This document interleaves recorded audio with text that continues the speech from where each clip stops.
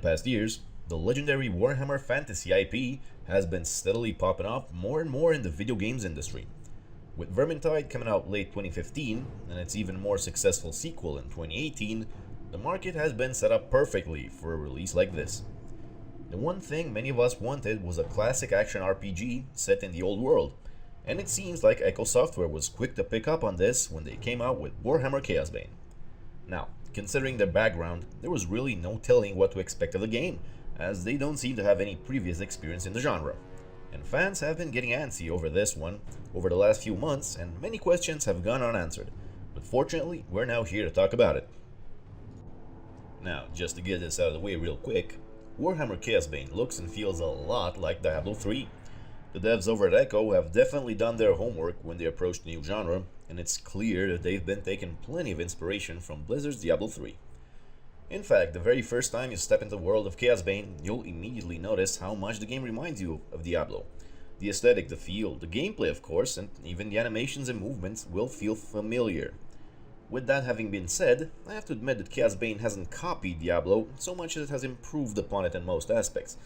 And I say this as someone who has spent more than 900 hours in Diablo 3. Warhammer Chaosbane allows you to play as one of 4 predetermined characters, namely Bragi Axebiter, the Dwarf Slayer, Conrad Volin, the Veteran Soldier, Elantir, the High Elf Archmage, and finally Elessa, the Wood Elf Scout. Now each of these 4 has their own predetermined personality, and you don't get to change their names. However, they all come with a plethora of abilities and options. The story is set in the old world, right after the death of the Chaos Warlord Asvar Kul at the gates of Kislev, before Magnus the Pious was named Emperor. The game starts off as some magical shenanigans happen to the soon-to-be Emperor, sending our heroes on the path for bloody, violent adventure. Now, while the characters can be built in ways similar to Diablo, with each hero having a large number of possible skills, but a limited number of skill slots to equip them in, Chaosbane also adds a third layer to these, with the addition of skill points. Equipping a skill costs you a number of points from your pool, while unequipping it instantly refunds you the points. Players are hard capped on the number of skill points they can have, making skill builds interesting to play with and balance.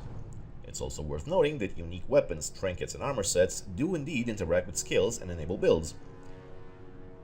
Now, the main issue I take with the character building is how limited the gear is.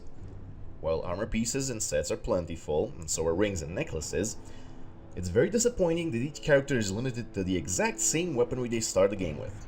Now this means that the Dwarf Slayer will always be dual-wielding axes. The Soldier will always have a sword and a shield, and so on. There's no diversity in the weapons department.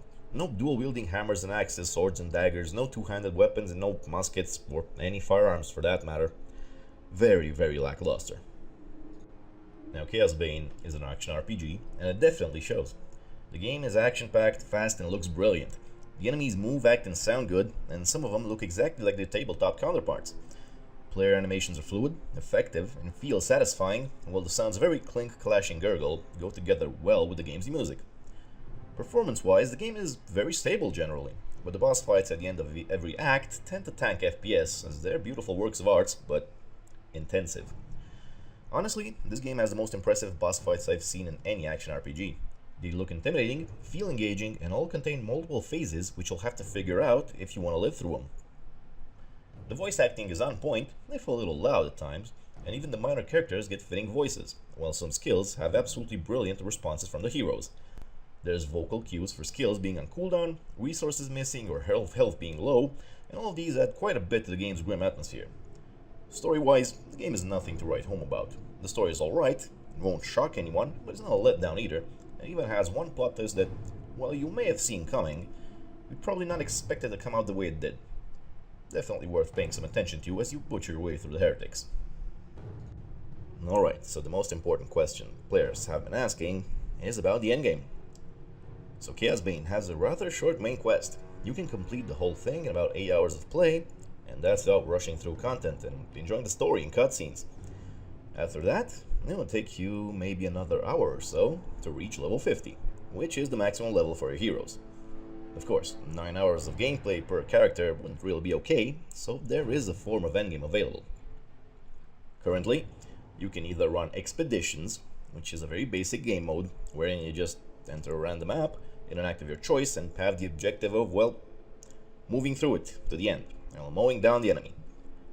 Besides that, you have Boss Rush in each act.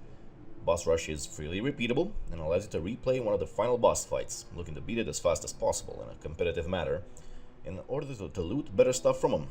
Nothing really out of the ordinary though. Fortunately, besides these, you also have Relic Hunts, available from the merchants.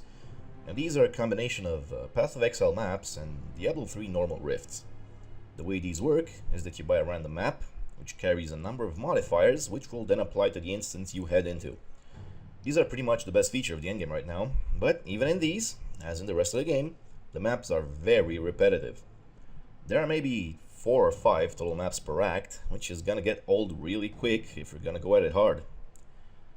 The game has multiple difficulties, ranging from very easy to Chaos 5 right now, which function and sound exactly like the Diablo 3 difficulties.